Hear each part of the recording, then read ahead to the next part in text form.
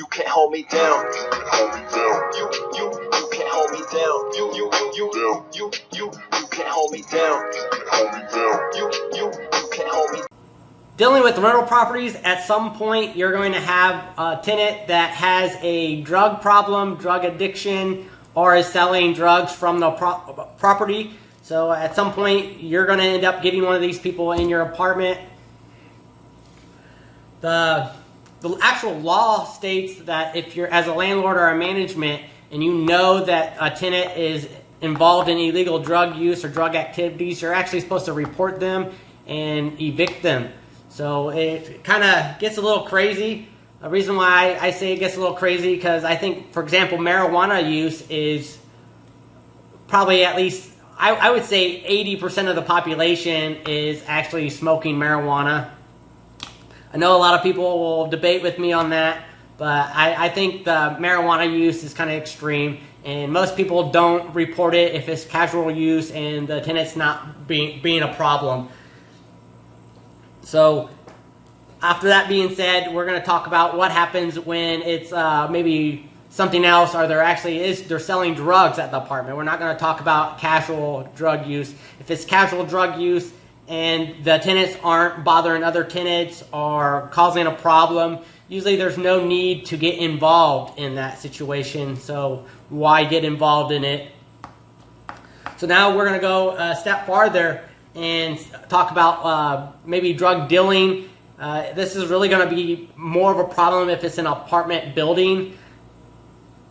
If it's a house, it might not be brought up to your attention, so it might be overlooked depending on how bad it gets and what's going on.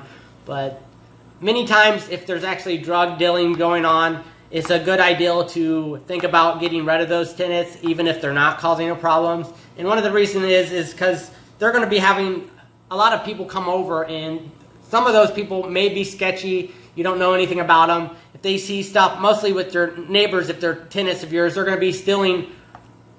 I'm not kidding you. They come over, they're going to, buy a couple joints or a bag of weed or whatever, and they see a kid's bike out. They need, they don't get stuff for their kids, so they're just going to steal the kid's bike and take it with them. I'm telling you, this stuff happens all the time.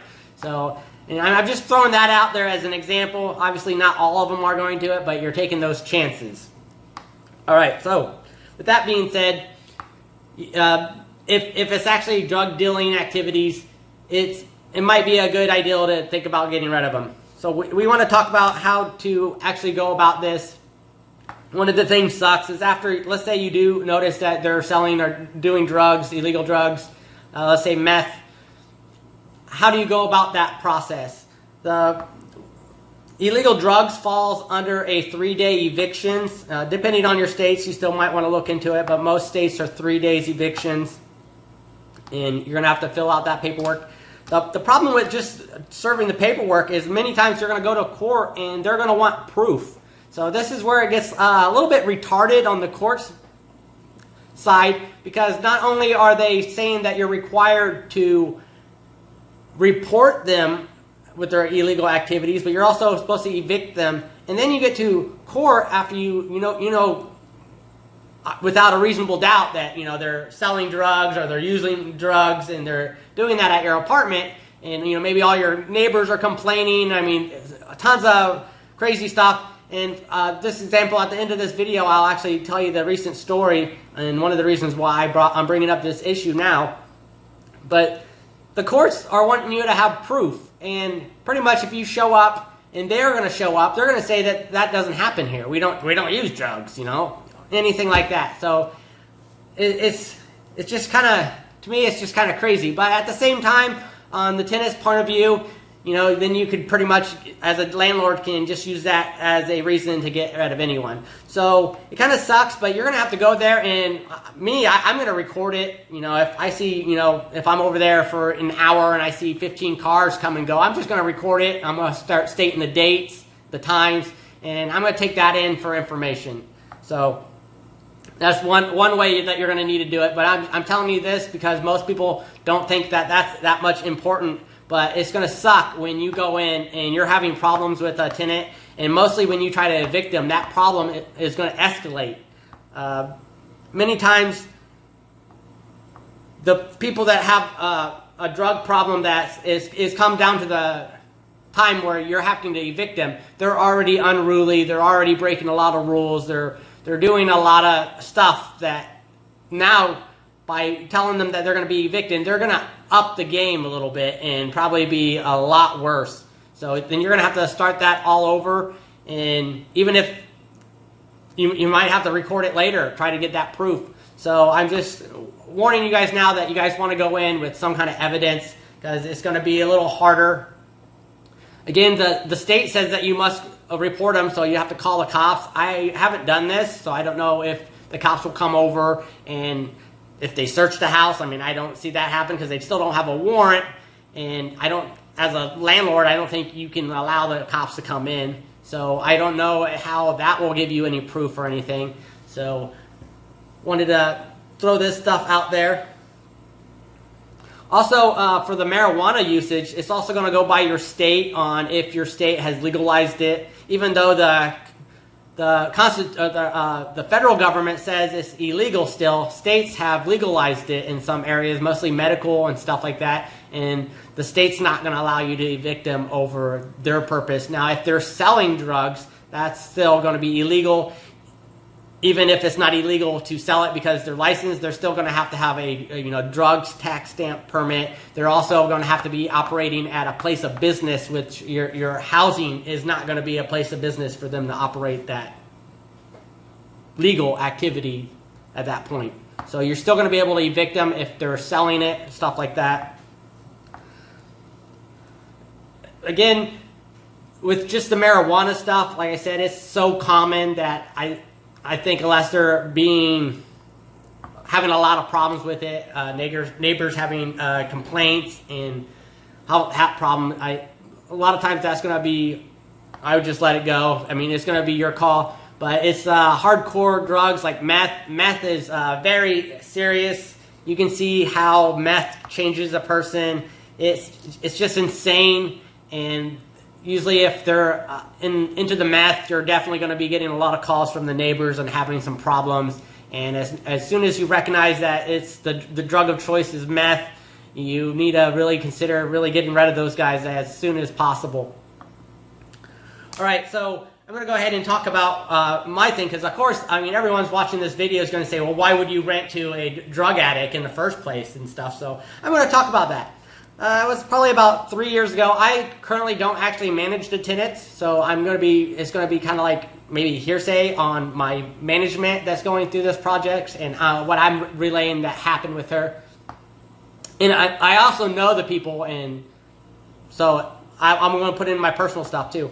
But it was about 3 years ago these tenants moved in. It was a guy and a girl. They both were working, and for a good year and a half, my sister had no problems with this tenant. And then he lost his job, and that's where it really went downhill.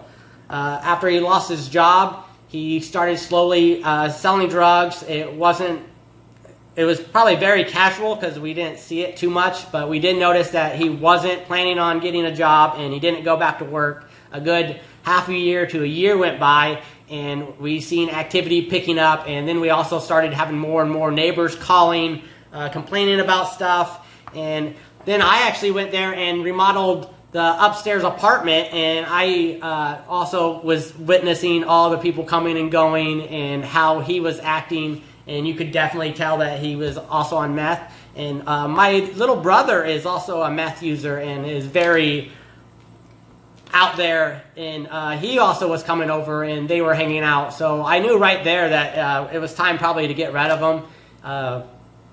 My little brother's a whole different story. I'm sure to make some more videos on this kind of stuff. But my little brother since then is now currently in prison for being arrested for meth making and selling.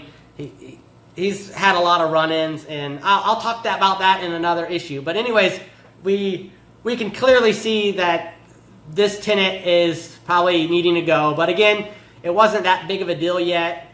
We started getting calls from some of the neighbors also complaining about they were getting into fights. He had punched in one of the doors inside, and he also had punched in a little bit of the drywall in the bedroom. So he was causing a little bit of damage. Usually we let that slide even still. You don't have to. But it wasn't until one of the neighbors had stuff stolen out of his car. Money was actually stolen. And then he went over there and kicked in the door.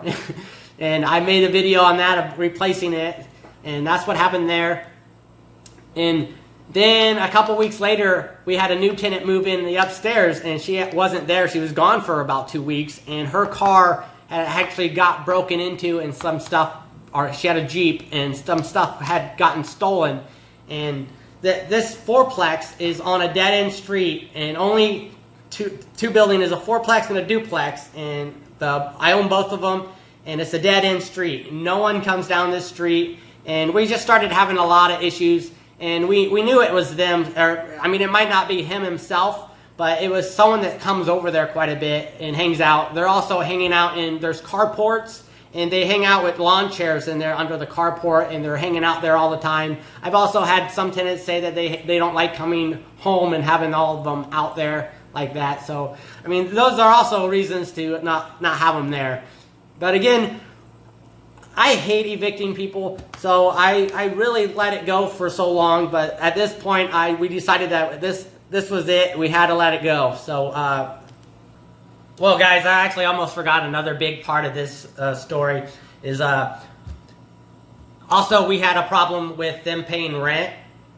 Since she also had a job, she would go to work, and then he would actually stay home and do whatever he wanted, was just hanging around, being a bum, selling drugs, doing drugs, whatever. So my sister actually thought like she was being clean and doing what she needed to do. Well, eventually this is her story, she gave the money to pay rent to him, and he just never paid it and went off and blew the money on some drugs. And obviously that's getting them to fight. So over the next couple of weeks, we had several calls of them fighting and doing other stuff. Well, anyways, when we didn't get the money, she actually served a 3-day notice, didn't hear back from him. She's saying she never knew that we had these papers going and was trying to evict him. So he must have not been giving it to her. And then we also filed it in court, and then we had that paperwork served. And then within a few days, she had contacted my sister over something else and non-related to this, and didn't mention anything about the rent. But my sister had mentioned, hey, I mean, you also haven't paid rent. So, I mean, we're getting ready to go to court. And she acted totally surprised, like she didn't know nothing about it. Swear it up and down that she did pay rent and that he must have not paid it. So then she was going off about that and had quite a few problems. And my sister said, you know, he has a drug problem, it's serious, and there's lots of other stuff going on here. I mean, we're having stuff stolen. A lot of people are complaining about the traffic going. There's also been domestic abuse stuff going on there. For you to stay here, we're going to have to get you to get him out of there. And my sister, she agreed to it, said she was going to go and get a restraining order on him and get him out of there. She did go get a restraining order on him, and my sister at that point did drop the eviction notice. And over the next couple of months, she did catch back up on that rent payment on that month that the boyfriend blew that money. But other than that, the boyfriend never left. He still lived there. Nothing changed. So we were pretty much right back where we were. And eventually we realized that it wasn't just his drug addict problem. We also feel pretty confident that she also has drug addiction. And that's also one of the reasons why maybe they didn't separate. But I also wanted to add that in there, is that we were also having other problems. At this point, we decided to give them, we weren't in a lease at this point, but if you're in a lease, you can still do the 3-day notice. And we went ahead and tried to be lenient and gave them a 30-day notice saying, hey, we sent them a letter saying, you know, your illegal drug use activity and some of the other conducts. We had a list of things that we wanted him to move within 30 days. Then within a few days later, they actually didn't pay rent, and so we actually gave them a 3-day notice for non-payment of rent. And when we actually went to court, what happened is the judge made the 3 days the non-payment of rent. He said it was conflict because we didn't state that they still needed to pay rent. believe me, this kind of stuff, when you go to court and the judge is sitting there taking the tenant's side all the time, mostly when it's straightforward and blatant as this. For example, we gave them a 30-day notice. You still have to pay rent for that 30 days. I mean, why would anybody think you don't? But anyways, we didn't state that they have a 30-day notice and they still have to pay rent for that month. So he said that was in conflict and he wasn't going to evict them on that. But then he turned around and seen our 30-day notice, because we also served it, and tenants also showed it to him. So we also served the 30-day notice to him, the same as we did the 3 days. So he went ahead and granted the 30 days, and so the tenants did. But by the time we got there for the 3-day notice, like, the courts takes their time. I mean, you're looking at like almost 20 some days. So they got another 3 days. So it wasn't as true if it was just a 3-day notice. So he went ahead and gave them until the 30 days to get out. So it kind of worked out, kind of didn't. But I'm just telling you that you guys can go to court and have some problems. Anyways, after that, we did have a little bit more problems with the tenant. We started getting a little bit more calls about stuff they were doing. They had a dog and they stopped cleaning up after them as much. So that was a problem. And they also were calling about their deposit. They wanted their deposit back, and they were arguing and screaming and cussing at us on the phone. And we were like, you didn't pay your last month rent, you're not probably going to get your deposit back. And then they were just being crazy, saying that they were going to pay the rent, or are they going to still get their deposit? Which we didn't say anything, but why would they pay their rent to get their deposit back? It's the same amount. So, like, it's just crazy when you start dealing with this kind of stuff. So the point of this video is to make sure people know that if there is illegal drug use or drug dealing at the apartment, that you can get them out there. And normally it's going to be a 3-day notice, and you're going to have that process. And a little bit more on this topic here at the end is, as a landlord, I mean, it's your responsibility to the neighbors of that property and the tenants to actually get rid of tenants that are having problems in there. So, for example, if there's drug dealing going on and there's a lot of people coming and going at that apartment, it does fall into the landlord's responsibility on getting those tenants out of there. Because again, it might not be the tenants, it might be the tenants' people coming over that's going to cause problem. And it's extremely more so if it's in an apartment complex, because it's more closer than the neighbors. But even if it's not, you still kind of owe it to the neighbors around the house. But I mean, that's one of the reasons why I think the law kind of enforces it, that you're supposed to report them and get rid of them. But it is something as a landlord that you should enforce and get rid of people, mostly if it's becoming a problem. Girl might want to see this.